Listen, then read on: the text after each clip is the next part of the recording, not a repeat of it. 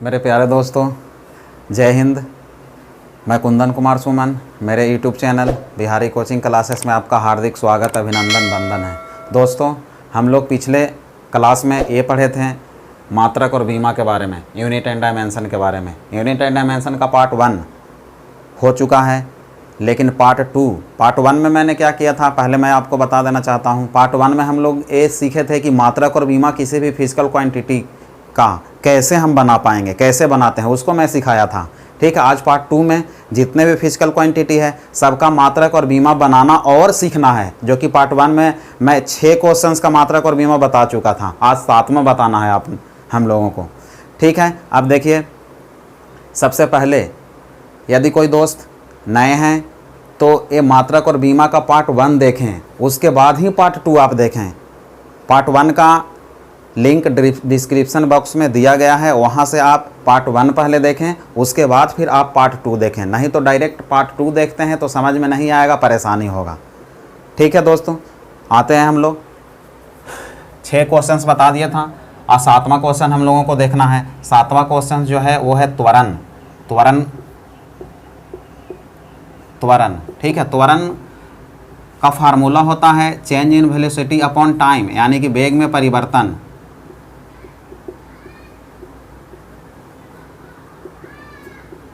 वेग में परिवर्तन अपॉन समय।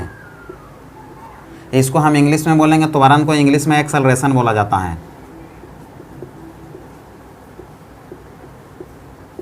वेग में परिवर्तन, चेंज इन वेलोसिटी।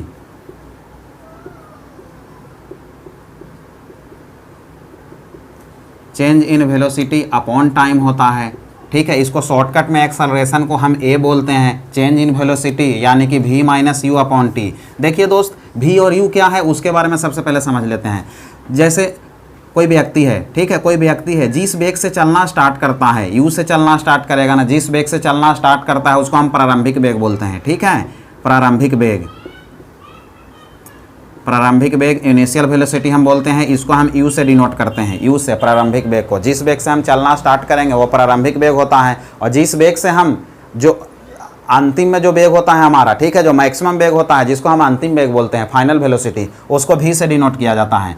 ठीक है, अंतिम वेग को हम इंग्लिश में फाइनल वेलोसिटी बोलते हैं, जिसको हम डिनोट कैसे करते हैं, v से करते हैं। ठीक है, u और v आपको समझ में आ गया होगा। u भी एक प्रकार का वेग है, v भी एक प्रकार का वेग है। अब देखें यहाँ पे वेग में से वेग को चेंज किया है, माइनस v माइनस यू। ठीक है, जैसे जैसे वेग में से वेग घटाएंगे तो क्या बनेगा। देखो, सबसे पहले मैंने बोला जो अंतिम वेग होता है वो बड़ा होता है प्रारंभिक वेग से, क्योंकि कोई व्यक्ति चलना स्टार्ट करता है तो स्टार्टिंग वाला वेग कम होता है, और जब धीरे धीरे वेग बढ़ता है तो मैक्सिमम वेग होता है, जो मैक्सिमम वेग होता है उसको हम अंतिम वेग बोलते हैं। ठीक है, तो हमेशा अंतिम वेग में से ही प्रारंभिक वेग को घटाया जाता है, और वेग में से वेग घटाएंगे तो हमको क्या मिलेगा, वेग ही न मिलेगा। यानी कि वेग में से वेग घटाएंगे तो हम मात्रक किसका लिखेंगे, वेग का ही लिखेंगे, जो कि पिछले क्लास में मैंने बताया वेग का मात्रक मीटर प्रति सेकेंड होता है। जैसे में देख लीजिए आप, अंतिम वेग है वो दे दिया 20 मीटर प्रति सेकेंड। ठीक है, प्रारंभिक वेग दे दिया 15 मीटर प्रति सेकेंड। अब इनका अंतर तो 20 मीटर प्रति सेकेंड में से 15 मीटर प्रति सेकेंड हम घटाएंगे तो 5 मीटर प्रति सेकेंड ही ना आएगा। तो ये कौन सा वेग है, तो ये 5 मीटर प्रति सेकेंड है, वो फाइनल वेग हुआ। ठीक है, इन दोनों का अंतर डिफरेंस हुआ। ठीक है, फाइनल वेलोसिटी और इनिशियल वेलोसिटी का। तो यानी कि कहने का मतलब ये था, इतना मैंने समझाया, इसका तात्पर्य ये था कि वेग में से वेग घटाएंगे तो वेग का मात्रक लिखना है, बस और कुछ नहीं। चलिए, सबसे पहले मात्रक लिखना जानते हैं आप लोग, पहले ऐसा ही मात्रक लिखते हैं। ऐसा ही बोले तो एम के एस आप जानते ही है। ठीक है, तो वेग में से वेग घटेगा, वेग का मात्रक लिखेंगे, और वेग का मात्रक पिछले क्लास में मैंने बताया है मीटर प्रति सेकेंड।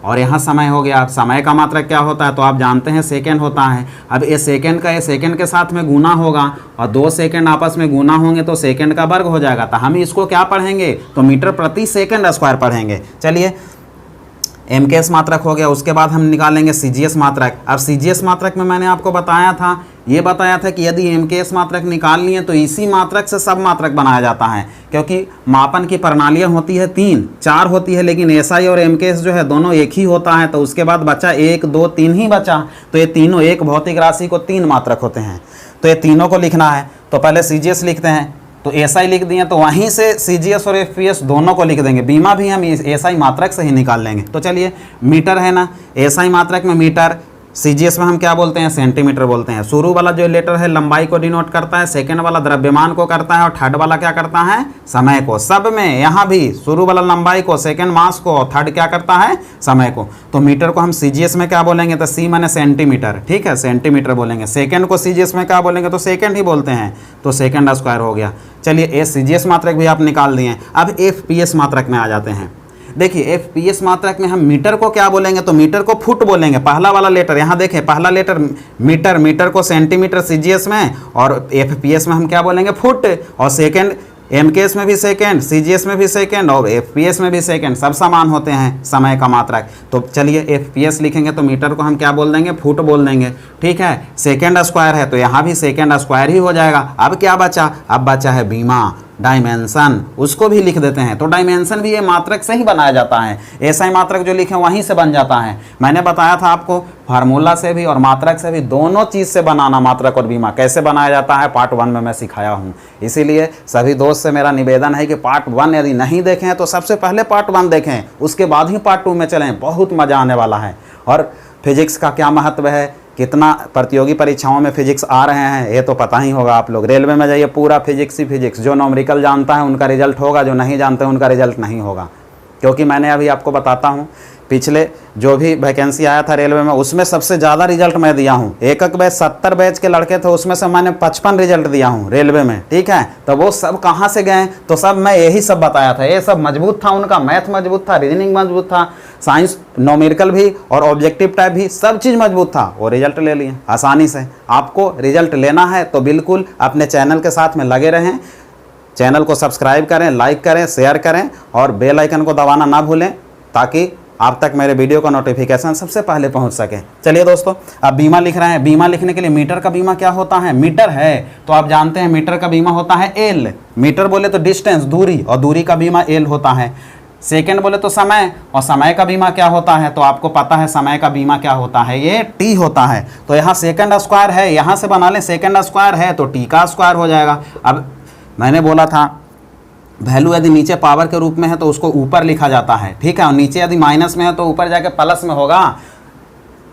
नीचे यदि माइनस में है तो ऊपर जाके प्लस में होगा, और नीचे यदि प्लस में है, नीचे यदि प्लस में है तो ऊपर जाके कहाँ में हो जाएगा, माइनस में हो जाएगा। इस प्रकार से करना है। तो नीचे प्लस में है, ऊपर जाके माइनस में हो जाएगा। तो ये हो गया, ये आपका हो गया क्या, बीमा हो गया, ठीक है। तो ये सब समझ में आ गया होगा, वेग समझ में आ गया होगा। त्वरण है क्या, वेग में परिवर्तन अपॉन समय, change in velocity upon time. जैसे देखिए इसके बारे में थोड़ा सा मैं और बता देता हूँ, क्योंकि ये त्वरण है, आपको आगे पढ़ना है, रेस्ट एंड मोशन में पूरा पढ़ना है। क्योंकि मैंने बताया था मात्रक और बीमा में खाली जितने भी भौतिक राशि है उससे आपको रूबरू कराना है, उनका नाम और पता बोले तो उनका मात्रक और बीमा सिर्फ सीखना है। बाकी विस्तार में पढ़ना है आपको रेस्ट एंड मोशन में, तो वहाँ मैं पूरा विस्तार में पढ़ाऊँगा। सबसे पहले एक और बात देख लें, change in velocity upon time है, समय के साथ में वेग में जो परिवर्तन होता है उसको हम त्वरण बोलते हैं। आप जानते होंगे टू व्हीलर चलाते हो तो उसमें जो एक्सलेटर है वही तो त्वरण होता है। एक्सलेटर हम देते हैं तो समय के साथ में मेरा वेग क्या होता है, बढ़ता है। एक्सलेटर जब चढ़ाते हैं तो बढ़ता है वेग, ठीक है, समय के साथ में बढ़ता है, ठीक है। ऑसिलेटर को काम करते हैं तो समय के साथ में क्या होता है, घटता है वेग। तो समय के साथ में वेग घटता है उसको हम मंदन बोलते हैं, इंग्लिश में रिटार्डेशन बोलते हैं। और समय के साथ में यदि वेग बढ़ेगा तो उसको हम त्वरण बोलते हैं, इंग्लिश में एक्सेलरेशन बोला जाता है। तो त्वरण जो होता है, क्योंकि समय के साथ वेग बढ़ रहा है वो पॉजिटिव होता है, और मंदन होता है समय के साथ वेग घट रहा है तो वो होता है रिटार्डेशन इंग्लिश में, जो कि ऋणात्मक होता है। गुरुत्वीय त्वरण में हम लोग आ जाते हैं। नंबरिंग है, नंबरिंग के जगह पे स्टार बना दिए, ठीक है। आप नंबरिंग अपने अनुसार से सीरियल ढंग से आप डाल दीजिएगा, ठीक है। गुरुत्वीय त्वरण बहुत इंपॉर्टेंट है। गुरुत्वीय त्वरण के बाद में गुरुत्वीय त्वरण के बारे में आज हम लोग को पूरी जानकारी ले लेनी है, ठीक है। आप देखिए गुरुत्वीय त्वरण का फार्मूला क्या होता है। गुरुत्वीय त्वरण को इंग्लिश में ग्रेविटेशनल एक्सेलरेशन बोला जाता है। इसका फार्मूला है, जी का मान है कैपिटल जी और capital M upon R square. Capital G को हम क्या बोलते हैं, यहाँ जी, एम और आर क्या है मैं उसको बता देता हूँ। सबसे पहले स्मॉल जी, गुरुत्वीय त्वरण ग्रेविटेशनल एक्सेलरेशन होता है। गुरुत्वीय त्वरण छोटा जी का मान 9.8 मीटर प्रति सेकंड स्क्वायर होता है, ठीक है। और यदि इसको सेंटीमीटर प्रति सेकंड स्क्वायर में लिखना चाहेंगे तो ये 980 हो जाएगा, ठीक है, सेंटीमीटर प्रति सेकंड स्क्वायर हो जाएगा ये, ठीक है। अब कैपिटल जी क्या होता है, स्मॉल जी तो गुरुत्वीय त्वरण हो गया। कैपिटल जी को हम बोलते हैं गुरुत्वाकर्षण नियतांक, गुरुत्वाकर्षण नियतांक इंग्लिश में ग्रेविटेशनल कांस्टेंट, और ये है इंग्लिश में गुरुत्वीय त्वरण ग्रेविटेशनल एक्सेलरेशन। और गुरुत्वाकर्षणीयता ग्रेविटेशनल कांस्टेंट जिसका मान होता है 6.674 गुने 10 के घात -11 न्यूटन मीटर स्क्वायर प्रति kilogram square, newton metre square प्रति किलोग्राम स्क्वायर होता है। चलिए एम क्या है, तो पृथ्वी का द्रव्यमान है, मास ऑफ अर्थ। आर क्या है, तो पृथ्वी की त्रिज्या है, रेडियस ऑफ अर्थ। ठीक है, तो चलें सबसे पहले इसका मात्रक और बीमा सीख लेते हैं, उसके बाद इनका पॉइंट में लिखा हूं जो मेन पॉइंट है, टोटल पॉइंट में यहाँ पे लिख दिया हूं, इसके अलावा जी से क्वेश्चंस बनते नहीं हैं। चलें तो यहाँ पे मैं मात्रक लिखता हूं इसका। देखें सबसे पहले एसआई मात्रक लिखेंगे। एसआई बोले तो कौन सा, एमकेएस मात्रक। एसआई बोले तो एमकेएस मात्रक आप ये जानते हैं। ठीक है, अब देखिए सबसे पहले कैपिटल जी है ना, कैपिटल जी है, कैपिटल जी का मात्रक हम क्या लिखेंगे, तो कैपिटल जी का मात्रक देखिए यहाँ पे लिखा हुआ है, बिल्कुल बहुत ज़्यादा पूछता है एकदम, ये वीवीआई है, वीवीआई है, बहुत ज़्यादा पूछता है। कैपिटल जी का मात्रक भी पूछता है, ये वैल्यू भी पूछता है, और इसका खोज किसने किया था, हेनरी कैवेंडिश ने किया था 1798 में ईस्वी में, ये भी पूछता है। इससे 3 टाइप के क्वेश्चंस बनते हैं। तो चलिए जी का एसआई मात्रक हम लिखेंगे तो न्यूटन मीटर स्क्वायर और प्रति किलोग्राम स्क्वायर होता है, ये तो जी का हो गया। चलिए फिर एम मास है तो द्रव्यमान का मात्रक किलोग्राम होता है। ए आर रेडियस है तो रेडियस का मात्रक मीटर स्क्वायर होगा। आपने लिख दिया, रेडियस एक प्रकार की लंबाई है तो लंबाई का मात्रक मीटर होता है, वर्ग किया तो वर्ग कर दिया आपने। चलें आप सॉल्यूशन कर लें। चलिए सॉल्यूशन करेंगे तो सबसे पहले देखिए ना, केजी से 1 केजी कट गया, नीचे 2 केजी था, 1 केजी बचा हुआ है, मीटर स्क्वायर से पूरा मीटर स्क्वायर कट गया, बचा क्या, ऊपर में न्यूटन और नीचे में क्या बचा, किलोग्राम बचा। आप जानते हैं 1 न्यूटन कितना को बोलते हैं, तो किलोग्राम मीटर प्रति सेकेंड स्क्वायर को 1 न्यूटन बोला जाता है। ठीक है, ये आगे बल मैं जब बताऊंगा ना तो वहाँ पे क्लियर हो जाएगा आपको कैसे आया है। ठीक है, तो थोड़ा सा आगे जस्ट आपको बल मिलेगा, फोर्स मिलेगा, वहाँ पे क्लियर हो जाएगा। तो 1 न्यूटन का वैल्यू इतना होता है, न्यूटन का 1 न्यूटन का मात्रा कितना होता है, तो न्यूटन के जगह लिख देते हैं किलोग्राम मीटर और प्रति सेकेंड स्क्वायर लिखते हैं। और फिर नीचे क्या है, ये तो न्यूटन को लिखे हैं, नीचे में बोलेंगे कि केजी और है तो केजी से केजी कट गया तो बचा क्या, तो मीटर प्रति सेकेंड स्क्वायर। त्वरण का भी मात्रक, ये भी त्वरण है, और त्वरण मैंने शुरू में बताया था, एक समान त्वरण था, एक समान एक्सेलरेशन था, उसका भी मात्रक यही है। अब त्वरण आया तो किसी भी प्रकार का त्वरण हो, सबका मात्रक यही हो गया, मीटर प्रति सेकेंड स्क्वायर। बल का मात्रक बताएंगे तो बल का कितने भी प्रकार का बल हो, सबका मात्रक वही होगा, न्यूटन एसआई मात्रक। और सीजीएस मात्रक डाइन होगा, एफपीएस मात्रक जो है वो चीज़ हो जाएगा, एफपीएस मात्रक पाउंड और फुट प्रति सेकेंड स्क्वायर, ये चीज़ हो जाएगा। चलें ए मात्रक निकल गया है। अब यहाँ से सीजीएस लिख लेंगे, सीजीएस लिखना बहुत आसान, मीटर को बोलेंगे आपके, मीटर को सीजीएस में हम लिखेंगे सेंटीमीटर, और सेकेंड स्क्वायर को सेकेंड स्क्वायर लिख देंगे। अब आप बोलेंगे, ये लिख दिया, आप बोलेंगे कि एफपीएस भी हम लिखेंगे, एफपीएस को, मीटर को एफपीएस में क्या बोलते हैं, तो फुट बोलते हैं, अपॉन क्या होगा, सेकेंड स्क्वायर। आप बोलेंगे कि बीमा भी इसका लिख देते हैं, अब बीमा लिखेंगे तो मीटर का बीमा एल और सेकेंड का बीमा टी स्क्वायर। ठीक है, तो एल टी -2 हो जाएगा, यही इसका बीमा हो गया। लेकिन मैंने बोला था कि एम एल टी ये तीनों साथ में रहते हैं, जो एब्सेंट रहेगा उसका पावर 0 करके भी लिख सकते हो। तो यहाँ पे एब्सेंट कौन है, एम है, तो शुरू में एम, सेकेंड में एल और थर्ड में टी होता है, माइनस है। एम एब्सेंट है तो जो एब्सेंट रहेगा उसके पावर 0 लगा के भी लिख सकते हैं, ऐसे भी आ सकता है ऑप्शन में, ऐसे भी आ सकता है, आप जैसे चाहें वैसे कर सकते हैं। तो चलिए यहाँ तक हम लोग पढ़ लिए थे, उसके बाद चलिए इसके नोट, स्मॉल जी का नोट। ठीक है, कितने नोट बनते हैं, कितने ऑब्जेक्टिव बनते हैं, पूरा मैं क्लियर कर रहा हूँ। तो सबसे पहला नोट देखिए, पृथ्वी के केंद्र पर जी का मान 0 होता है, बहुत इंपॉर्टेंट। पृथ्वी के केंद्र पर जी का मान हमेशा 0 होता है, बहुत इंपॉर्टेंट क्वेश्चन। वीवीआई सब टोटल वीवीआई है, ये टोटल क्वेश्चन है ना, टोटल क्वेश्चन है, टोटल वीवीआई है, टोटल वीवीआई क्वेश्चन है। ठीक है, पूछेगा ही पूछेगा। चलें सेकेंड में, विषुवत रेखा पर जी का मान क्या होता है, तो विषुवत रेखा पर जी का मान हमेशा 0 होता है। ठीक है, ध्रुवों पर जी का मान कितना होता है, तो ध्रुवों पर जी का मान महत्तम अधिकतम होता है, ध्रुवों पर जी का मान अधिकतम होता है। चलें आगे आते हैं, पृथ्वी के केंद्र से, पृथ्वी के केंद्र यानी कि तल, पृथ्वी के तल या पृथ्वी के केंद्र से जैसे ही ऊपर या नीचे आप बढ़ोगे ना तो जी का मान हमेशा घटता है, बढ़ने की कोई चांस नहीं है, हमेशा क्या होता है, घटता है। ठीक है, पृथ्वी के केंद्र से, केंद्र या तल से ऊपर या नीचे जाने पर जी का मान हमेशा क्या होता है, तो घटता है। चलिए कैपिटल जी जिसको हम बोलते हैं ग्रेविटेशनल कांस्टेंट, गुरुत्वाकर्षण नियतांक, उसका मान 1798 ईस्वी में हेनरी कैवेंडिश ने दिया था। 1798 ईस्वी में हेनरी कैवेंडिश ने दिया था। हेनरी कैवेंडिश ने एक और खोज किया था, हाइड्रोजन की खोज किया था। हाइड्रोजन की खोज किसने किया था? हेनरी कैवेंडिश ने किया था। आप आविष्कारक याद किए होंगे तो वहाँ पे ये चीज़ पढ़े होंगे। तो हेनरी कैवेंडिश हाइड्रोजन की भी खोज किया है और कैपिटल जी की भी खोज किया है। स्मॉल जी की खोज किसने किया है? तो सर आइजक न्यूटन ने किया है स्मॉल जी की खोज। इतना सारा मैंने बताया आपको जो कि गुरुत्वीय त्वरण से रिलेटेड है, बहुत मोस्ट इंपॉर्टेंट है। इसको आप पूरा टोटल को ध्यान में रखना है आपको, ठीक है, और ऐसे आगे चलना है। और बाकी अपने चैनल को लाइक सब्सक्राइब करना बिल्कुल ना भूलें। चलिए अगला बल है। बल में देखना है सबसे पहले, बल बहुत मोस्ट इंपॉर्टेंट है, बहुत मोस्ट इंपॉर्टेंट। यहाँ से बहुत सारे क्वेश्चंस आता है, ठीक है, तो आप बिल्कुल इसको देखें। बल बराबर द्रव्यमान गुने त्वरण होता है। बल बराबर द्रव्यमान इंटू त्वरण। हम इंग्लिश में बल को फोर्स बोलते हैं, द्रव्यमान को मास बोलते हैं, त्वरण को एक्सेलरेशन बोलते हैं। दोस्तों शॉर्टकट में फोर्स को एफ, मास को एम और एक्सेलरेशन को ए बोलते हैं। तो एफ बराबर एम ए फार्मूला होगा। जहाँ एम मास है, ये मात्रक नहीं लिखा हुआ है, ये लंबाई का मात्रक मीटर ये नहीं समझ लीजिएगा आप, ये द्रव्यमान का डिनोट करते हैं स्मॉल एम से। चलिए अब यहाँ से सबसे पहले एसआई मात्रक लिखते हैं। आप जानते हैं एसआई बोले तो एम के एस मात्रक, ठीक है। एम के एस में देख लेते हैं द्रव्यमान का मात्रक क्या होता है, तो आप बोलेंगे द्रव्यमान का एसआई मात्रक होता है किलोग्राम। यहाँ देखें ग्राफ बना दिया हूँ मैंने, इसीलिए ताकि पिछला क्लास में मैंने जो ग्राफ बताया था आपको वो भूले नहीं, ताकि आपके सामने रहे। चलें अब त्वरण हो गया। त्वरण का मात्रक अभी आपको बताया था मैंने, त्वरण का मात्रक होता है एम के एस लिख रहे हैं तो एम के एस मात्रक त्वरण का होता है मीटर प्रति सेकंड स्क्वायर, ये बताया था आपको। चलिए अब देखो यहाँ पे जो इतना वैल्यू लिखे हैं ना, किलोग्राम मीटर प्रति सेकंड स्क्वायर, इसी को हम 1 न्यूटन बोलते हैं। 1 न्यूटन इसी को बोलते हैं, आप याद रखना, बहुत इंपॉर्टेंट है। बोलेंगे कभी भी बोलेंगे 1 न्यूटन कितना को बोलते हैं, तो किलोग्राम मीटर प्रति सेकंड स्क्वायर को बोलते हैं। ऐसे जनरली सब लोग बताते हैं बल का मात्रक बताइए तो न्यूटन, बल का मात्रक क्या होता है तो सब बोलते हैं न्यूटन।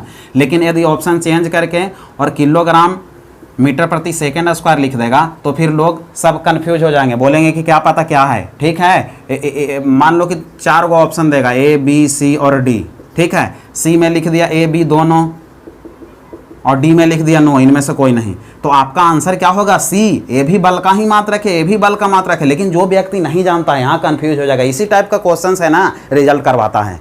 इस टाइप का क्वेश्चन जो जानता है कन्फर्म मारेगा, रिजल्ट एकदम कन्फर्म होगा। और जो सिर्फ याद कर लिया है कि बल का मात्रक न्यूटन, वो कभी भी रिजल्ट नहीं होगा इनकी, ठीक है। बेसिक कंप्लीट होना बहुत जरूरी है, तभी हो पाएगा, नहीं तो ऐसे कुछ नहीं होना है, ठीक है। तो चलिए मैं आप लोग को बेसिक कंप्लीट बिल्कुल करवा रहा हूँ। ये चीज़ हो गया, 1 न्यूटन हम इतना को बोलते हैं। अब चलें यहाँ से हम सीजीएस मात्रक पे चलते हैं। सीजीएस मात्रक में जब हम चलेंगे, सीजीएस मात्रक चलेंगे, सीजीएस मात्रक, तो आप जानते हैं किलोग्राम को सीजीएस में क्या बोलते हैं, 1 ग्राम है तो ग्राम बोलते हैं किलोग्राम को, ठीक है। मीटर को क्या बोलते हैं सीजीएस में, सेंटीमीटर। सेकंड को क्या बोलते हैं तो सेकंड स्क्वायर। इसको हम बोलते हैं 1 डाइन, इसको डाइन बोलते हैं। इसको क्या बोलते हैं, डाइन बोलते हैं। सीजीएस मात्रक, बल का सीजीएस मात्रक या तो ग्राम सेंटीमीटर प्रति सेकंड स्क्वायर या तो डाइन लिखें। 1 डाइन कितना को बोलते हैं तो ग्राम सेंटीमीटर प्रति सेकंड स्क्वायर, इतने को तो बोलते हैं। ये सब चीज़ ध्यान में रखना है। चलें अब एफपीएस मात्रक पे आ जाते हैं। एफपीएस मात्रक लिखेंगे तो किलोग्राम को एफपीएस में हम क्या बोलते हैं, पाउंड। मैंने बोला ना कि सब बीच वाला, एक ए से किलोग्राम, जी से ग्राम और पी से पाउंड, सब बीच वाला जो है वो द्रव्यमान को डिनोट करता है। तो किलोग्राम को हम क्या बोलेंगे तो पाउंड बोलेंगे, पाउंड बोलेंगे। मीटर को क्या बोलेंगे तो एफपीएस में हम मीटर को फुट बोलेंगे। और सेकंड स्क्वायर सब में कॉमन होता है, सेकंड स्क्वायर ही रहेगा, इसको कुछ नहीं बोलते हैं, इतना होगा। एफपीएस मात्रक बोलेगा बल का, तो यही आपका आंसर होगा, ठीक है। चलिए यहाँ से बीमा चलते हैं, इसका बीमा लिखते हैं, डायमेंशन लिखते हैं। तो आप जानते हैं किलोग्राम का बीमा कैपिटल एम होता है और मीटर का बीमा स्मॉल एल होता है। सेकंड स्क्वायर है तो सेकंड का बीमा टी, स्क्वायर है तो स्क्वायर कर देंगे। अब इसको ऊपर ले जाएंगे तो एम एल, टी नीचे प्लस में है तो ऊपर जाके माइनस में हो जाएगा। ये इनका हो गया बीमा। ये बहुत इंपॉर्टेंट था, सब चीज़ कर दिए। बल का एसआई मात्रक, सीजीएस मात्रक, एफपीएस मात्रक और बीमा सब निकालना सीख लिया आपने, जो कि एकदम पूरा क्लियर हो गया। अब इसके बाद कुछ नहीं होता है। चलिए अब सबसे पहले देखिए, आप ये भी जानते होंगे कि 1 न्यूटन में क्या होता है, आप ये जानते हैं, आप याद कर लिए होंगे, ये चीज़ सबको याद होगा, ठीक है। 1 न्यूटन में कितना डाइन होता है तो 10 के घात 5 डाइन होता है, ये याद है सबको, ठीक है। लेकिन ये आया कहाँ से है, कैसे बना है, इसको मैं आज आपको क्लियर कर देता हूँ। इसको बिल्कुल क्लियर कर देता हूँ। 1 न्यूटन में 10 के घात 5 डाइन कहाँ से आया है, कैसे होता है, ताकि हम भूल जाएं तो इसको कैसे बना के निकाल सकें हम, वो सब मैं क्लियर करता हूँ। आप यूट्यूब पे कहीं भी ढूंढ लें, इस टाइप का कहीं भी नहीं मिलेगा आपको, कहीं नहीं मिल पाएगा, ठीक है, आप सर्च करके देख सकते हैं। चलिए अब 1 न्यूटन में 10 के घात 5 डाइन, न्यूटन कौन सा मात्रक है, तो आप जानते हैं कि न्यूटन तो ऐसा ही मात्रक है सर, बोलेंगे आप यही। और ये डाइन कौन सा मात्रक है, तो ये बोलेंगे कि ये तो सीजीएस मात्रक है। तो एसआई को चेंज करना है सीजीएस में। हम जानते हैं कि 1 न्यूटन हम बोलते हैं कितना को है, 1 न्यूटन हम कितना को बोलते हैं, इसको प्रूफ कर रहे हैं, ठीक है। तो आप जानते हैं कि 1 न्यूटन हम बोलते हैं कितना को, 1 न्यूटन हम बोलते हैं कितना को, ये तो लिखा है ना, किलोग्राम मीटर प्रति सेकंड स्क्वायर, इसको किलोग्राम मीटर प्रति सेकंड स्क्वायर को ही तो 1 न्यूटन बोलते हैं, आप ये बोलेंगे, ठीक है। 1 न्यूटन कितना को बोलते हैं, तो किलोग्राम और मीटर प्रति सेकंड स्क्वायर, इसी को 1 न्यूटन हम बोलते हैं। लेकिन न्यूटन 1 न्यूटन में होता है कितना डाइन, तो आप बोलते हैं, चलिए सॉरी इसको थोड़ा सा ऊपर लिख लेते हैं। चलिए मैंने बताया था 1 न्यूटन में कितना डाइन, 10 के घात 5 डाइन होता है, ठीक है। ये पहले लिख लेते हैं, उसके बाद वो चीज़ लिखेंगे तो बढ़िया से समझ में आएगा।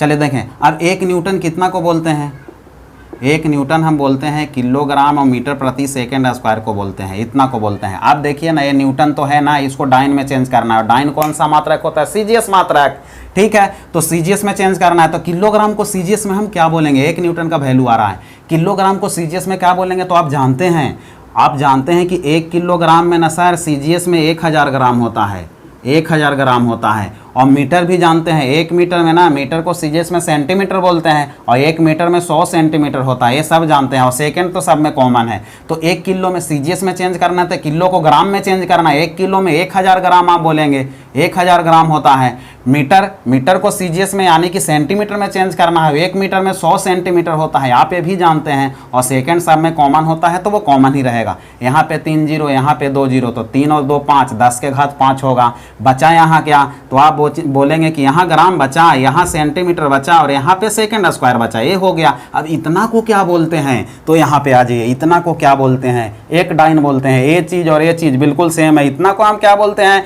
1 डाइन बोलते हैं। तो आप बोलेंगे 10 के घात 5 डाइन आ तो गया, किसका वैल्यू आया, तो 1 न्यूटन का आया। तो इसलिए हमारा प्रूफ हो गया 1 न्यूटन में कितना होता है, 10 के घात 5 डाइन होता है। ये आप प्रूफ कर दिए, जो कि याद करना है आपको, 1 न्यूटन में 10 के घात 5 डाइन। लेकिन कभी यदि ये पूछ दे कि 1 डाइन में कितना न्यूटन, तो ये देखिए ना, 1/10 के घात 5, ये न्यूटन होगा ना, यहाँ पे न्यूटन होगा ना, ये 5 प्लस में है, ऊपर जाके माइनस में हो जाएगा। तो 1 डाइन यदि पूछ देगा उल्टा करके, तो 10 के घात -5 न्यूटन हम बोल देंगे, ये हो जाएगा। का कोई चेंज होगा क्या, कोई चेंजिंग नहीं होगा, जो है वही रहेगा। चलिए अगला है भार, ठीक है। भार के बारे में हम लोग को समझना है, भार कैसे है, बहुत इंपॉर्टेंट है। जितना भी टॉपिक मैं बताऊंगा ना, इतना मोस्ट इंपॉर्टेंट है, आप देखेंगे तो खुद आपको समझ में आएगा कि सही बात है। बिल्कुल सब चीज़ इतना मोस्ट इंपॉर्टेंट, एकदम बिल्कुल क्लियर होते चलेगा हर एक चीज़। देखिए यहाँ पे मैंने भार लिखा हूँ, भार बराबर द्रव्यमान इंटू त्वरण होता है, ठीक है। भार और मास, भार और द्रव्यमान दोनों में अंतर होता है। देखिए द्रव्यमान और भार दोनों में अंतर होता है। द्रव्यमान हम केजी को बोलते हैं, और भार का मात्रक हमेशा न्यूटन होता है, ये चेंजिंग है। 10 किलोग्राम, तो ये आप बोलेंगे कि किलोग्राम है, तो ये द्रव्यमान है। द्रव्यमान कहीं चेंज नहीं होता है, द्रव्यमान कहीं चेंज नहीं होता है। लेकिन जो भार है, भार को हमेशा हम न्यूटन में व्यक्त करेंगे। 12 न्यूटन, 15 न्यूटन, ये सब क्या है, भार है, बल है या भार है, ठीक है। भार का मात्रक भी क्या होता है, न्यूटन ही होता है। बल हो गया, भार हो गया, तनाव हो गया, घर्षण गुणांक हो गया। ये 4 चीज़ जो मैंने बताया ना, बल, भार, तनाव, घर्षण गुणांक, चारों का मात्रक और बीमा सभी समान होते हैं, जो एक एक करके मैं आपको बता रहा हूं। और लास्ट में नोट में मैं लिखवा दूंगा कि ये 4 भौतिक राशि जिनका मात्रक और बीमा क्या होते हैं, समान होते हैं, मैं लास्ट में लिखवाऊंगा आपको, ठीक है। पहला बल देख लिया आपने, दूसरा भार देख रहे हैं, उसके बाद तनाव देखेंगे, उसके बाद घर्षण गुणांक देखेंगे। तो चलिए यहाँ पे देखें, भार बराबर द्रव्यमान इंटू त्वरण होता है। हम भार को इंग्लिश में वेट बोलते हैं, द्रव्यमान को मास बोलते हैं, त्वरण को एक्सेलरेशन बोलते हैं, ठीक है। ग्रेविटेशनल एक्सेलरेशन गुरुत्वीय त्वरण यहाँ पे होता है, ठीक है। चलिए यहाँ पे मैं लिख देता हूँ,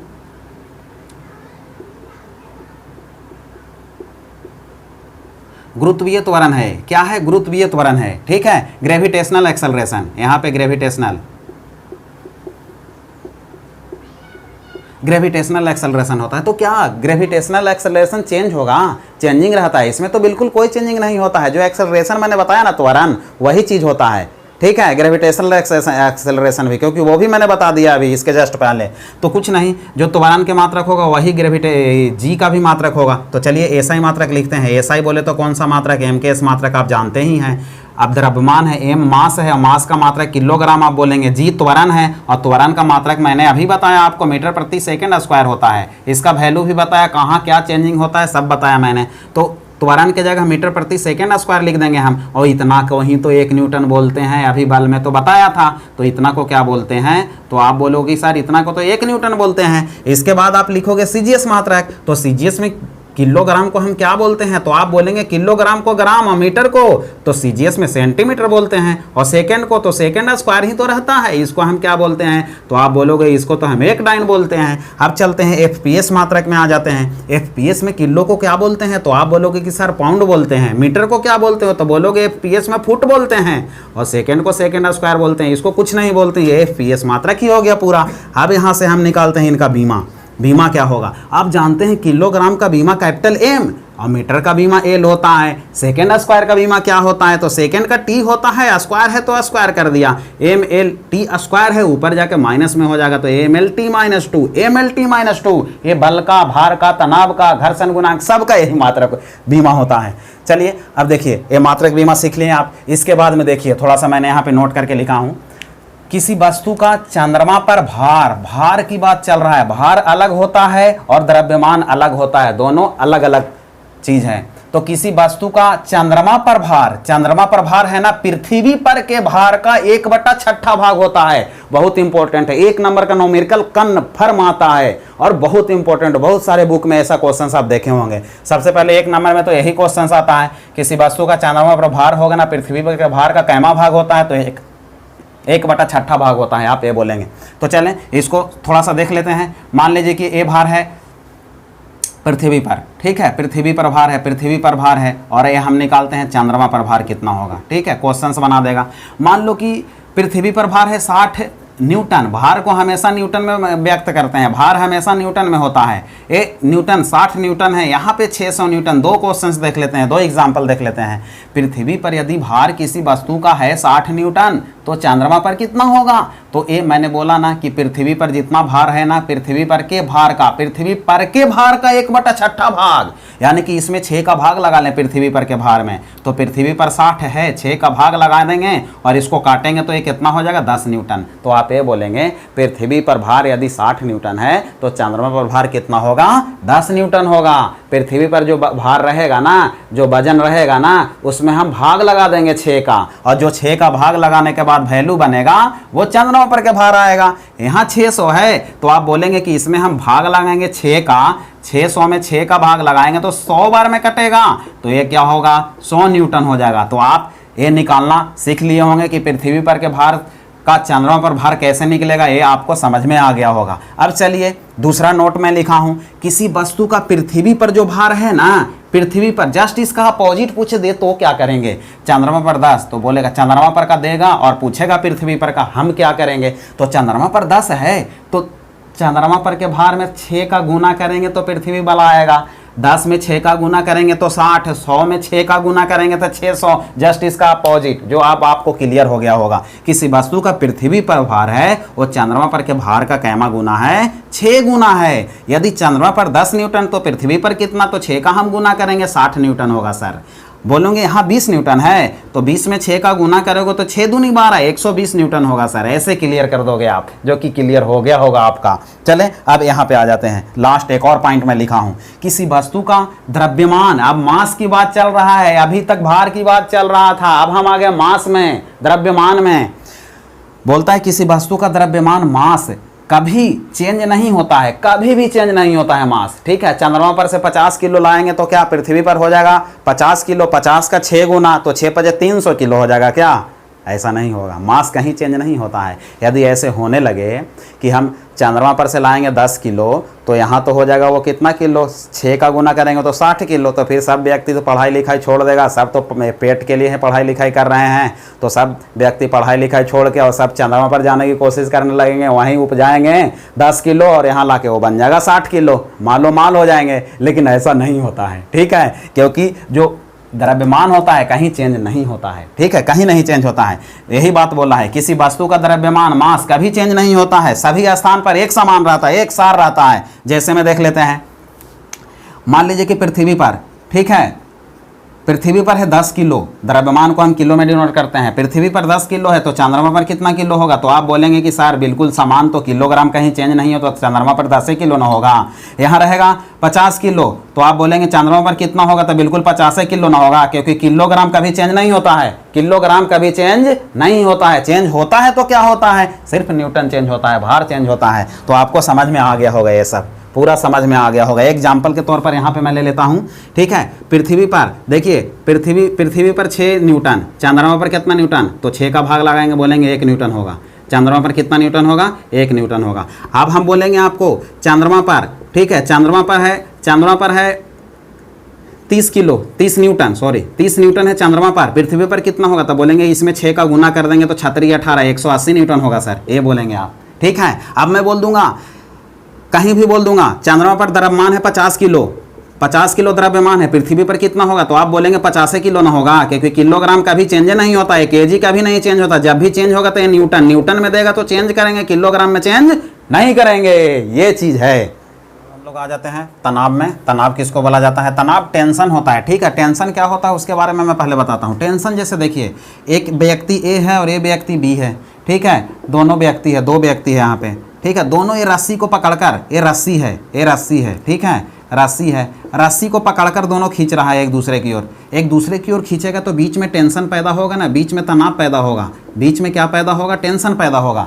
तो बीच में टेंशन पैदा होगा, दोनों जबरदस्ती खींचते रहेंगे और टेंशन पैदा होगा दोनों के बीच में, खिंचाव जिसको बोलते हैं। तो वही तनाव बराबर द्रव्यमान इंटू गुरुत्वीय त्वरण होता है। टेंशन को हम, तनाव को इंग्लिश में टेंशन बोलते हैं, द्रव्यमान को मास बोलते हैं, गुरुत्वीय त्वरण को ग्रेविटेशनल एक्सेलरेशन बोलते हैं। शॉर्टकट में तनाव को टी से डिनोट करते हैं, मास को m से और गुरुत्वीय त्वरण को g से। तो t बराबर mg आपको याद रखना है, t बराबर mg याद रखना है। तो देखें, भार में भी w बराबर mg आपने देखा, बल में भी F बराबर ma आपने देखा, ठीक है। तो ये देखा mg, ए भी त्वरण है, ए भी त्वरण है, तो ये सब दोनों का फार्मूला तो समान है ना है। तनाव भी mg, w भी mg, F भी ma हो गया, ठीक है। तो सबका मात्रक और बीमा सब समान होंगे। एक और है, ठीक है, वो घर्षण गुणांक, उसको भी मैं बताता हूँ। तो चलिए पहले SI मात्रक, SI बोले तो आप जानते ही हैं, MKS मात्रक लिखना है। MKS में द्रव्यमान को हम, m द्रव्यमान है, द्रव्यमान को क्या बोलते हैं? तो किलोग्राम, और त्वरण जी है, त्वरण को क्या बोलते हैं? तो मीटर प्रति सेकंड स्क्वायर बोलते हैं, ठीक है। ये हो गया किलोग्राम मीटर प्रति सेकंड स्क्वायर, जिसको आप क्या बोलते हैं? इतना को क्या बोलते हैं? तो 1 न्यूटन बोलते हैं। तो क्या तनाव की मात्रक में न्यूटन ही होगा? तो बिल्कुल होगा। चलिए CGS में चलते हैं। CGS मात्रक चलेंगे तो किलोग्राम को क्या बोलेंगे CGS में? तो आप बोलेंगे कि सर ग्राम बोलते हैं। मीटर को क्या बोलते हैं? तो सेंटीमीटर। और यहाँ क्या बोलेंगे? Second square. इसको क्या बोलते हैं? तो 1 डाइन बोलते हैं। तो बिल्कुल चलें FPS में आ जाते हैं, FPS मात्रक में आ जाते हैं। किलोग्राम को FPS में क्या बोलते हैं? तो पाउंड। मीटर को क्या बोलते हैं? तो फुट। सेकंड के क्या बोलते हैं? तो सेकंड स्क्वायर, ठीक है। अब यहाँ से बीमा लिखेंगे, बीमा लिखेंगे तो आपको पता है किलोग्राम का बीमा कैपिटल M होता है, मीटर का L होता है, और सेकंड स्क्वायर है तो T स्क्वायर हो जाएगा। तो ML, T ऊपर जाएगा तो माइनस हो जाएगा, तो ये इनका बीमा हो गया। चलिए अब आगे देखते हैं। अभी मैंने जो भी बताया उसके बाद अब घर्षण बल पढ़ना है, फ्रिक्शन फोर्स। तो देखिए मैंने बताया कि किसी भी प्रकार का बल हो, या तो घर्षण बल हो, या तो गुरुत्वाकर्षण बल हो, कोई भी बल हो, ठीक है, घर्षण बल हो या तो गुरुत्वाकर्षण बल हो, गुरुत्वाकर्षण बल हो, कोई भी प्रकार का बल हो, सबका मात्रक न्यूटन ही होगा, SI मात्रक, ठीक है। CGS मात्रक डाइन होगा, बिल्कुल चेंजिंग नहीं होगा, बिल्कुल चेंजिंग नहीं होता है। तो उसी को देख रहे हैं चौथा नंबर में, ठीक है, ये उसी को देख रहे हैं। और ये सब का मात्रक और बीमा समान होता है। किसका किसका मैंने अभी जिक्र किया था आपको। सबसे पहले बल हो गया, उसके बाद भार हो गया, उसके बाद तनाव हो गया, ये हो गया घर्षण बल। ये 4 चीज़, ये चारों का मात्रक और बीमा एक समान होता है, जो कि मैं देख लेता हूँ और उसके बाद नोट में हम लोग को लिखना है वो चीज़। तो देखिए अब यहाँ पे सबसे पहले SI बोले तो क्या MKS मात्रक होता है, आपको पता है, ठीक है। तो देखें यहाँ पे म्यू है, म्यू को फार्मूला पहले देख लेते हैं। एक घर्षण बल में F क्या है? तो F है घर्षण बल, जिसको फ्रिक्शन फोर्स बोला जाता है। म्यू क्या है? तो घर्षण गुणांक है, कोफिशिएंट ऑफ फ्रिक्शन है। घर्षण गुणांक का कोई भी मात्रक और बीमा नहीं होता है, वो यूनिट लेस होता है, ठीक है, ये याद रखना है। कितने भौतिक राशि हैं जिनका मात्रक बीमा नहीं होता है, यूनिट लेस होते हैं, वो सब मैं आपको बताऊंगा, नोट में लिखवाऊंगा। जिसमें एक आ गया है घर्षण गुणांक। फिर एम क्या है, एम मास है, द्रव्यमान है। जी क्या है, गुरुत्वीय त्वरण, ग्रेविटेशनल एक्सेलरेशन, जिसका मान बताया ही 9.8 मीटर प्रति सेकंड स्क्वायर या तो 980 सेंटीमीटर प्रति सेकंड स्क्वायर होता है। चलिए तो यहाँ पे सबसे पहले देख लेते हैं घर्षण बल का निकालते हैं हम लोग एमकेएस मात्रक। तो आप देखो म्यू घर्षण गुणांक तो यूनिट लेस होता है, म्यू जो है म्यू यूनिट लेस होता है, इसका कोई भी मात्रक नहीं होता है, तो एम का लिखना पड़ेगा हमको। और द्रव्यमान का मात्रक होता है किलोग्राम, और ये त्वरण है, त्वरण का मात्रक आप जानते हैं मीटर प्रति सेकंड स्क्वायर होता है। अब इसको हम क्या बोलते हैं, तो ये भी जानते हैं कि इसको तो हम 1 न्यूटन बोलते हैं, इसको 1 न्यूटन बोलते हैं। तो यहाँ भी घर्षण बल का भी वही एमकेएस मात्रक आया है जो बल का था, भार का था, तनाव का था। उसके बाद सीजीएस आप लिखोगे, सीजीएस मात्रक। अब देखिए किलोग्राम को क्या लिखोगे, ग्राम लिखेंगे, मीटर को क्या लिखोगे सीजीएस में, सेंटीमीटर सेकेंड स्क्वायर लिखेंगे, इसको हम क्या बोलते हैं, 1 डाइन बोलते हैं। उसके बाद एफपीएस मात्रक क्या बनेगा, एफपीएस में किलोग्राम को हम बोलते हैं पाउंड, ठीक है, मीटर को बोलते हैं फुट, और सेकंड तो सब में कॉमन होता है, सेकंड स्क्वायर ही होता है। अब आप बोलोगे कि बीमा लिखेंगे, हम बीमा लिखेंगे तो किलोग्राम का बीमा क्या होता है, तो कैपिटल एम होता है, मीटर का एल होता है, सेकंड स्क्वायर का तो टी स्क्वायर होगा, ऊपर जाएगा तो एम एल टी-2 होगा। सबका मात्रक और बीमा अभी बिल्कुल समान आ रहा है चारों चीज़ का। अब घर्षण गुणांक मैंने बोला कि यूनिट लेस होता है, उनका मात्रक बीमा नहीं होता है, कैसे नहीं होता है वो देख लेते हैं। देखिए घर्षण गुणांक के बारे में देखना है। अभी फार्मूला आपने पढ़ा कि F बराबर म्यू एम जी, जहाँ F बल है, घर्षण बल है, M मास है, G त्वरण है, गुरुत्वीय त्वरण है, और इसको हम बोलते हैं घर्षण गुणांक, जो कि सब जहाँ करके लिखा हुआ है कि इसको हम क्या बोलते हैं, यहाँ पे लिख दिया था। हमको निकालना है किसका मात्रक बीमा, घर्षण गुणांक का। तो जिसका मात्रक बीमा निकालना रहेगा उसका फार्मूला पहले निकालेंगे ना। तो यहाँ पे म्यू है घर्षण गुणांक, म्यू का मान निकालेंगे, F ऊपर जाएगा और mg नीचे आ जाएगा। अब यहाँ से आप SI और MKS निकाल सकते हैं, ठीक है, एसआई और एमकेएस निकाल सकते हैं। एमकेएस मात्रक निकालेंगे तो बल का मात्रक क्या होता है, तो आप बोलेंगे कि बल का मात्रक तो होता है न्यूटन, और एम का मात्रक, एम द्रव्यमान है तो आप बोलेंगे किलोग्राम, और जी का मात्रक बोलेंगे कि मीटर प्रति सेकंड स्क्वायर होता है। अब आप ये भी बोलेंगे कि 1 न्यूटन कितना को बोलते हैं, तो देखिए 1 न्यूटन इतना ही को ना बोलते हैं, कितना का बोलते हैं, तो 1 न्यूटन किलोग्राम और मीटर प्रति सेकंड स्क्वायर को बोला जाता है, आप ये बोलोगे। और किलोग्राम मीटर प्रति सेकंड स्क्वायर नीचे भी है, देखिए ऊपर भी सेम नीचे भी सेम, तो सब हो जाएगा कट, तो बचेगा क्या, एक कोई मात्रक बीमा है नहीं, ये तो कांस्टेंट टर्म आ गया एक। तो इसीलिए पता चल गया कि घर्षण गुणांक का कोई भी मात्रक और बीमा नहीं होता है, यूनिट लेस है, डायमेंशन लेस है, ना मात्रक होगा ना ही बीमा होगा, ठीक है। तो यहाँ नोट में आपको लिखना है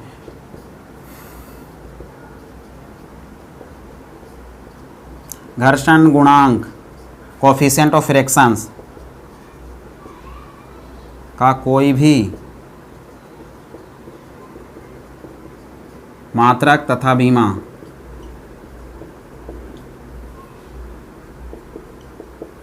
नहीं होता है। ये क्या है, यूनिट लेस है, यूनिट एंड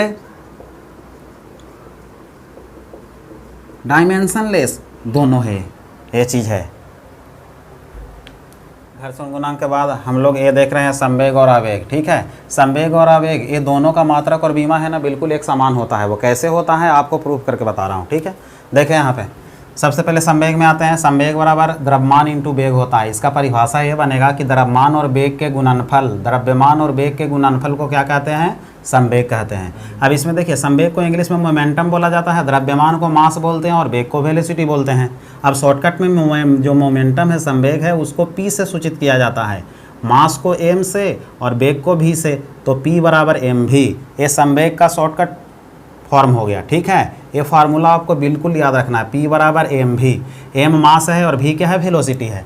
चलिए अब इसको सबसे पहले SI मात्रक लिखते हैं। SI बोले तो m के से जानते ही हैं आप। चलिए अब इसमें देखिए m क्या है, मास है, और मास का मात्रक क्या होता है आप जानते हैं, मास का मात्रक किलोग्राम, यहाँ से मैंने किलोग्राम लिख दिया। वेग का मात्रक बताया था आपको अभी, वेग का मात्रक क्या होता है, मीटर प्रति सेकेंड, ये हो गया। तो यही इसका मात्रक हो गया, SI मात्रक। अब यहाँ से CGS लिखना है, FPS लिखना, वो तो मैंने आपको सब लिखना बता दिया हूँ, आप खुद लिख सकते हो, लेकिन फिर भी मैं लिख दे रहा हूँ। किलोग्राम को क्या बोलेंगे, किलोग्राम को हम ग्राम बोलेंगे, मीटर को क्या बोलेंगे सेंटीमीटर, सेकंड को क्या बोलेंगे सेकंड। तो एससीजीएस मात्रक हो गया। अब एफपीएस में आते हैं। एफपीएस मात्रक, किलोग्राम को एफपीएस में हम पाउंड बोलते हैं, ठीक है, पाउंड लिख दिया इसको। चलिए आगे आते हैं, मीटर को क्या बोलेंगे एफपीएस में, तो आप बताएंगे मीटर को सर फुट बोलेंगे, ठीक है। और समय को क्या बोलेंगे, यहाँ पे सेकंड है तो समय तो सब में कॉमन होता है तो सेकंड ही रहेगा। तो ये हो गया, ये मात्रक हो गया तीनों, एसआई भी, सीजीएस भी, एफपीएस भी। चले अब आप इसको बीमा लिख दीजिए।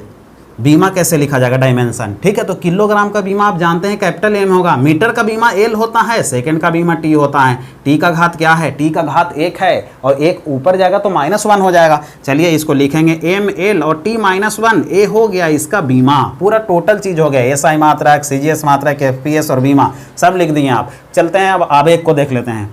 देखिए आवेग को इंग्लिश में हम इम्पल्स बोलते हैं। आवेग बराबर बल इंटू समय होता है। आवेग को इंग्लिश में इम्पल्स बोलते हैं। Impulse equal to force into time होता है। इम्पल्स को शॉर्टकट में आई बोलते हैं, फोर्स को ए, टाइम को टी बोलते हैं। तो आई बराबर एफ टी, ये शॉर्ट फॉर्म बना।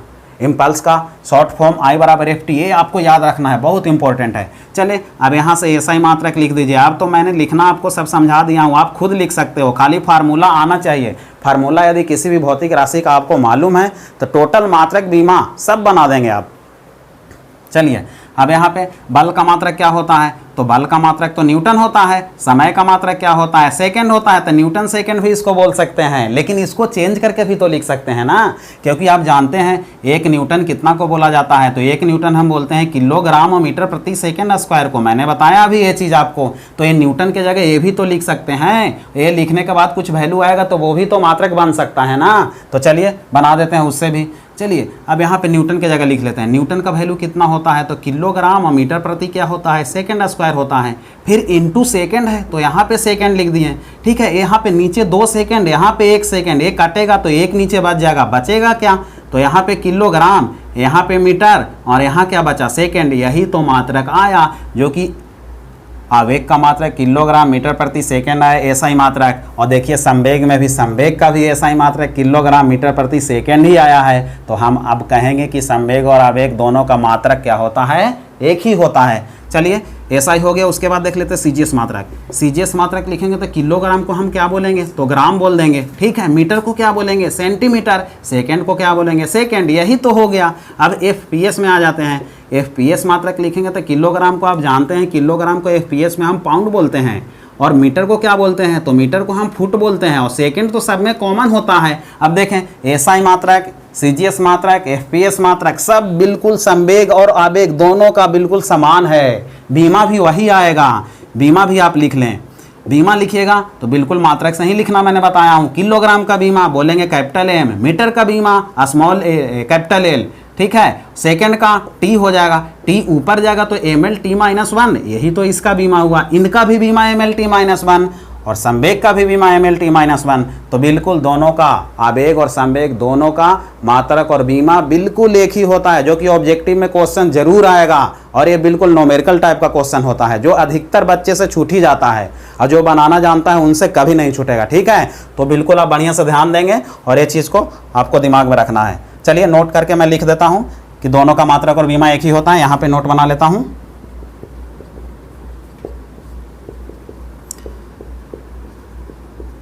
संवेग तथा आवेग, इम्पल्स का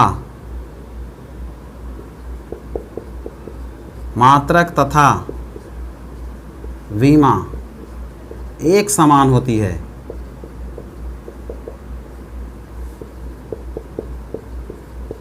एक समान होती है, ठीक है। जैसे ऑप्शंस में कैसे देगा, ऑप्शंस में देगा ना, बोल देगा सबसे पहले आपको ये बोल देगा किलोग्राम मीटर प्रति सेकंड, इतना दे दिया। बोलेगा कि ये जो मात्रक है किस भौतिक राशि का है। पहला देगा संवेग, ठीक है। दूसरा देगा आपको आवेग। क्वेश्चंस कैसे पूछता है वो मैं टाइप बता रहा हूँ। तीसरा देगा ए बी दोनों देगा, ठीक है। और चौथा आपको दे देगा विभवांतर ऐसे दे दिया। अब पूछा है क्वेश्चन से है कि किलोग्राम मीटर प्रति सेकंड किस भौतिक राशि का मात्रक है, तो संवेग का भी होता है, आवेग का भी होता है। किलोग्राम मीटर प्रति सेकंड संवेग का भी वही है, आवेग और संवेग दोनों का वही है, ठीक है। तो संवेग आवेग दोनों का वही है, संवेग का भी होता है, आवेग का भी होता है। तो हमारा आंसर सी होगा, ठीक है। जिनको मालूम है वही इस टाइप के क्वेश्चन को कर सकते हैं, हर व्यक्ति इस टाइप के क्वेश्चन को नहीं कर सकता है, ठीक है। तो इस प्रकार से है ये, तो इसका आंसर सी होगा, इस टाइप से क्वेश्चन आपका आएगा, ठीक है। बाकी देखें नोट में मैं 2 क्वेश्चंस इंपॉर्टेंट VVI बना के रखा हूं, ठीक है, जो कि पूछता ही है, बहुत ज़्यादा पूछता है, कन्फर्म। तो इसको देख लेते हैं।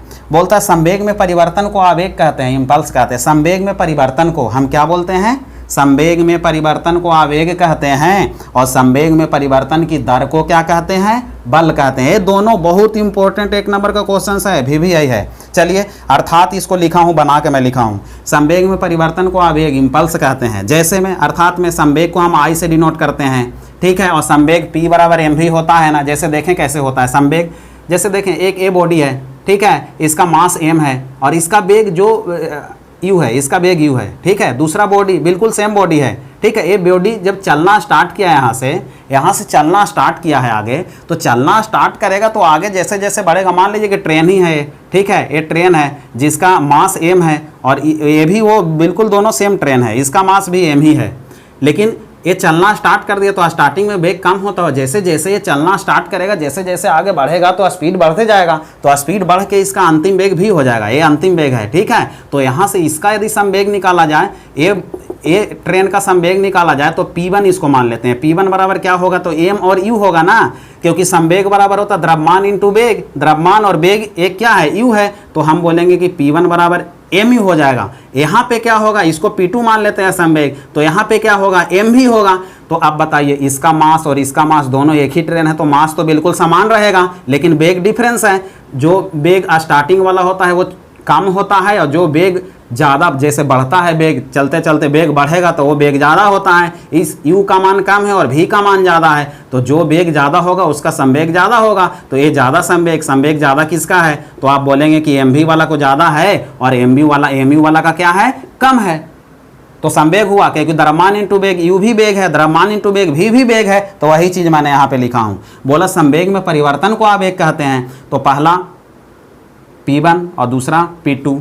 P1 पहला ट्रेन का संवेग, P2 दूसरा ट्रेन का संवेग, ठीक है, दोनों का अंतर है। और मैं ये भी बोला है कि संवेग में परिवर्तन में अंतर ही होता है। संवेग में परिवर्तन को आवेग कहते हैं, तो आवेग को I से डिनोट करते हैं, I बराबर P1 माइनस P2 हो गया।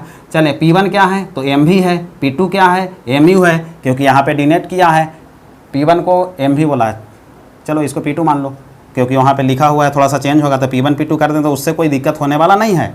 चलिए, तो P1 क्या है? mv है, P2 क्या है? mu है, ठीक है। कैसे आया था फिर से मैं बताता हूँ। पहला ट्रेन का द्रव्यमान, इसका वेग है तो इसका संवेग क्या होगा? u है, इसका संवेग क्या होगा? तो P1 का मान होगा क्या? mu, ठीक है।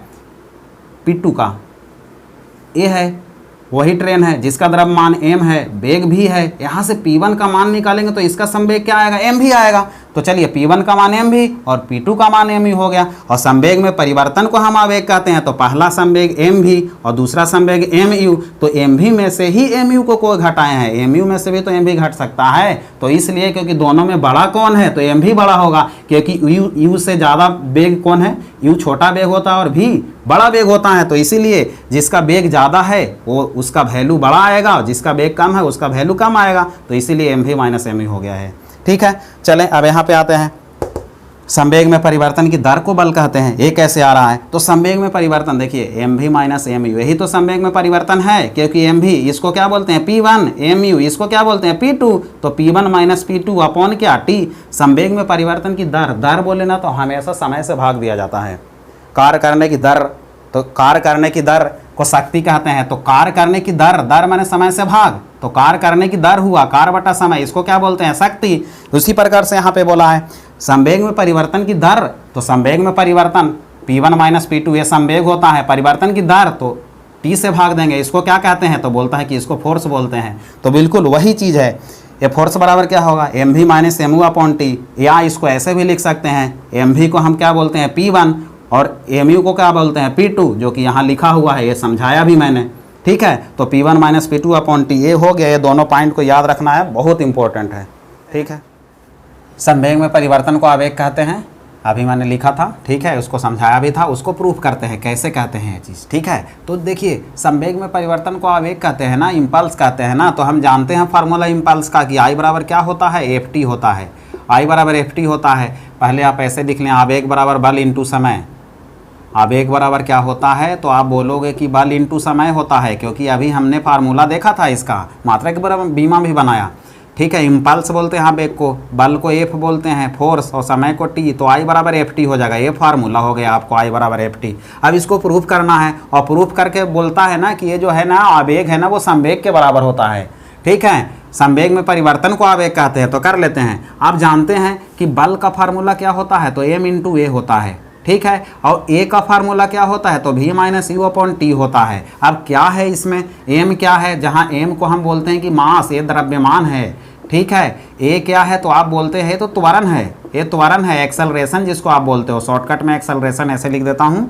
ठीक है, यू क्या है, तो यू तो प्रारंभिक वेग होता है, इनिशियल वेलोसिटी जिसको हम बोलते हैं, प्रारंभिक वेग होता है। वी क्या है, तो अंतिम वेग जिसको हम बोलते हैं फाइनल वेलोसिटी, अंतिम वेग है जिसको हम क्या बोलते हैं, फाइनल वेलोसिटी बोलते हैं। टी क्या है, तो टी तो समय है, ये जानते ही हैं। आई क्या है, तो ये आवेग है, इम्पल्स, इंग्लिश में इम्पल्स बोलते हैं आई को। पूरा टोटल वैल्यू लिख दिया हमने। चलिए अब देखते हैं फार्मूला। चलिए ये आई हो गया।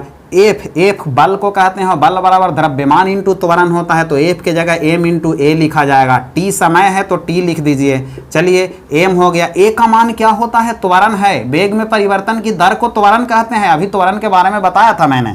तो वेग में परिवर्तन ए का मान होगा v माइनस यू अपॉन कितना, टी हो जाएगा, और इंटू में टी है। अब टी से टी देखिए ना, ये कैंसिल हो गया। एम का इन दोनों में गुना करेंगे तो ये एम भी, और ये क्या होगा, एम ही होगा। ये किसका मान आया, आई का मान आया है, जो इम्पल्स है। एम भी क्या है, संवेग, ए भी क्या है, संवेग है। मैंने बोला ना, एक ए ट्रेन और बिल्कुल वही ट्रेन है, दोनों ट्रेन एक ही है, दोनों का द्रव्यमान बिल्कुल समान है। ठीक है, इसका वेग u है, इसका वेग v है, तो इसका संवेग को यदि p2, इसके संवेग को p1 माना जाए, p2 माना जाए, p2 माना जाए तो इसका संवेग mu होगा। इसके संवेग को p1 माना जाए, p1 माना जाए तो इसका संवेग mv होगा। ठीक है, क्योंकि संवेग द्रव्यमान और वेग का गुणनफल होता है, तो एम भी ये बड़ा संवेग है, ए संवेग छोटा है, क्योंकि वेग छोटा है, भी बड़ा वेग है। तो चलिए अब इसको शॉर्टकट में ऐसे भी लिख सकते हो ना, एम भी को हम P1 लिखेंगे और एम यू को क्या लिखेंगे, P2 लिखेंगे। अब ये क्या हुआ, तो संवेग में परिवर्तन, चेंज इन मोमेंटम। ठीक है, संवेग में परिवर्तन को क्या कहते हैं, आई, आई को क्या बोलते हैं, आवेग बोलते हैं। ये प्रूफ हो गया, क्या हो गया, प्रूफ हो गया। ठीक है, इस पे न्यूमेरिकल भी बनेंगे, आगे हम चलेंगे रेस्ट एंड मोशन से आगे और बढ़ेंगे। ठीक है, तो वहाँ पे मैं बताऊंगा ये सब चीज़ें बताने के लिए, ये सब करवाएंगे आप लोग को। ठीक है, कार्य जो है ना, वर्क है, वर्क डन में ये चीज़ पढ़ना है।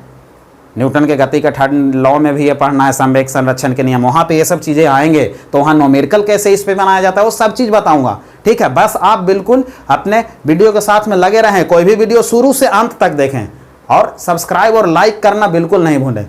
और जितने भी मीडिया प्लेटफॉर्म पर उस पर शेयर जरूर से ज़रूर करें, क्योंकि जो बंदा जिनको ये चीज़ नहीं मिल पा रहा है उनको भी फायदा हो जाए, वो भी पढ़ लें। ठीक है, क्योंकि ये चीज़ अभी मैं बोल रहा हूँ ना, ये फैशन बन गया है, साइंस ही सबसे ज़्यादा आते हैं। ठीक, और न्यूमेरिकल आते हैं, और बंदे इसी में रह रहे हैं, बंदे इसी में रह रहे हैं, 2 नंबर 4 नंबर जो से भी रह रहे हैं इसी में रह रहे हैं, जो कि क्योंकि ये पार्ट उनका मजबूत नहीं है। तो ये चीज़ है, आ रहा होगा आपको, क्योंकि ये सब चीज़ें आप YouTube पे कहीं भी ढूंढ लें, बिल्कुल मिलने वाला नहीं है। ठीक है, और बिल्कुल वीडियो के साथ में लगे रहें। ठीक है, रिजल्ट करवाना मेरा काम है। ठीक है, आपको पढ़ाई करते रहना है, बाकी आगे मैं सब करवा दूंगा, आपको सब चीज़ मैं कराऊंगा, टोटल सब्जेक्ट पढ़ाऊंगा, मैथ भी पढ़ाऊंगा, धीरे धीरे कर करके सब चीज़ पढ़ाऊंगा। मैथ का भी वीडियो मैं कुछ अपलोड ही किया हूँ, रीजनिंग का भी किया हूँ, जो कि सब जितना भी मैंने वीडियो अपलोड किया सब में मज़ा आ रहा होंगे आप लोगों को। चलिए इसमें आ जाइए, संवेग में दूसरा पॉइंट जो VVI लिखा था मैंने, संवेग में परिवर्तन की दर को क्या कहते हैं, बल। किसको, तो संवेग में परिवर्तन की दर को, संवेग में परिवर्तन की दर को, इसको प्रूफ करते हैं। देखते हैं सही बोल रहा है कि गलती है, ये जो लाइन है वो सही है या गलत है। संवेग में परिवर्तन की दर को बल कहते हैं कि नहीं, वो देख लेते हैं। तो संवेग हम बोलते हैं किसको हैं, तो आप जानते हैं कि P1 बराबर होता है, P1 बराबर mv होता है, और P2 बराबर क्या होता है, mu होता है, ये जानते हैं, इसी को संवेग हम बोलते हैं। तो ये बोलता है कि संवेग में परिवर्तन, यही तो होगा परिवर्तन के दर, दर मैंने समय से भाग, इसको बल कहते हैं। तो देखते हैं बल बराबर आता है कि नहीं, क्योंकि बल के फार्मूला हम जानते हैं, द्रव्यमान इंटू त्वरण, F बराबर m इंटू ए होता है, और ए का मान तो जानते ही हैं। वेग में परिवर्तन की दर को क्या कहते हैं, त्वरण कहते हैं, वेग में परिवर्तन की दर को त्वरण कहते हैं, ये सब चीज़ जानते ही हैं आप। चलिए तो अब इसको देखते हैं बल के बराबर आता है कि नहीं। तो P1 को हम क्या बोलते हैं, तो एम भी बोलते हैं। P2 को क्या बोलते हैं, तो P2 को हम mu बोलते हैं। ठीक है, अपॉन टी हो गया तो टी लिख दिया। चलिए अब m और m दोनों जगह कॉमन है तो कॉमन करके बाहर निकालेंगे, तो यहाँ से m बाहर निकाले तो बचा v, यहाँ से m बाहर निकाले तो बचा u, ठीक है, अपॉन टी हो गया। अब देखें, अब इसको लिखने का तरीका, m को ऐसे लिख दिया, v minus you upon T ऐसे लिख दिया। कोई दिक्कत है क्या? कोई दिक्कत नहीं है, दोनों एक ही चीज़ तो लिखा हुआ है। चलिए अब इसको क्या बोलते हैं, तो इसको देखें, ये वाला जो चीज़ है ना यही तो लिखा हुआ है, v minus you upon T, v minus you upon T, और v minus you upon T को हम बोलते हैं क्या है? त्वरण, एक्सेलरेशन, a बोलते हैं। तो ये क्या हुआ? m, और इसको हम a बोलते हैं तो m में आ गया, और m a को हम बोलते हैं क्या है? इसी को तो बोलते हैं फोर्स, बल बोलते हैं, F बराबर ma को फोर्स ही तो बोलते हैं। तो चलिए आ तो गया, प्रूफ हो गया बिल्कुल। संवेग में परिवर्तन की दर को चेंज किया, प्रूफ किया तो फोर्स के बराबर आ गया, तो बिल्कुल राइट है, बिल्कुल राइट है। तो संवेग में परिवर्तन की दर को हम क्या कहते हैं? बल। तो अब इसको लिखने का तरीका, संवेग में परिवर्तन की दर को क्या कहते हैं? बल। या तो आप ऐसे लिख दें, या तो P1 को हम बोलते हैं mv और P2 को बोलते हैं mu अपॉन टी हो गया। ये किसके बराबर होगा? बल के बराबर होगा। ये दोनों फार्मूला बन गए, और ये बहुत इंपॉर्टेंट फार्मूला है। इस पर बहुत सारे न्यूमेरिकल बनाएंगे, बहुत सारे न्यूमेरिकल बनाएंगे, जो कि गति के नियम जब आएंगे हम लोग पढ़ेंगे तो वहाँ पे ये चीज़ मिलेगा पढ़ने के लिए। कार्य में भी मिलता है, संवेग संरक्षण के सिद्धांत में, तो वहाँ इसको पढ़ाएंगे। आज पार्ट 2 का वीडियो यहीं तक समाप्त करते हैं। इसके बाद पार्ट 3 हम लोग आगे पढ़ेंगे, ठीक है। पार्ट 3 पढ़ना है तो उसके पहले पार्ट 2 देखें, पार्ट 2 पढ़ना है तो पहले पार्ट 1 देखें। पार्ट 1, पार्ट 2, पार्ट 3 बिल्कुल सीरियल ढंग से पढ़ाई करें तो बिल्कुल समझ में आएगा, कोई दिक्कत नहीं होगा, ठीक है दोस्तों। मेरे चैनल को सब्सक्राइब करें, लाइक करें, कमेंट करें, और सभी मीडिया प्लेटफॉर्म पर, ठीक है, शेयर करना ना भूलें, ताकि मेरे वीडियो का अपडेट आप तक सबसे पहले पहुँच सकें, ठीक है। जय हिंद, वंदे मातरम।